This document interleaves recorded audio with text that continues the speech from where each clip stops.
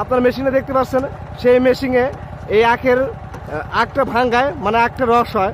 রসটা এরপরে হচ্ছে যে আপনারা দেখতে পাচ্ছেন বড় একটা কড়াইয়ের মধ্যে জাল করতেছে চাচা। কিন্তু গুড়ের যে প্রসেসিং, এটা কিন্তু এই যে বড় হচ্ছে যে কড়াই জাল করতেছে, এবং এভাবে হচ্ছে যে নাড়াচাড়া দিতে হয়, যার মাধ্যমে বাষ্পীভূত হয়ে যায় এবং প্রসেসিংটা তাড়াতাড়ি হয়। কড়া জালে এভাবে করলে তাড়াতাড়ি গুড়টা মাখা মাখা হয়ে যায়, মানে যেটা আখের রস আমরা বলি, তাই না চাচা? এই প্রসেসিং এর মাধ্যমে তো হয়। আসসালামু আলাইকুম কাকা, কেমন আছেন? কি করতেছেন এগুলা? মিঠাই মিঠাই বানাইতে কি কি লাগে? খাবার ছোটা আর কি?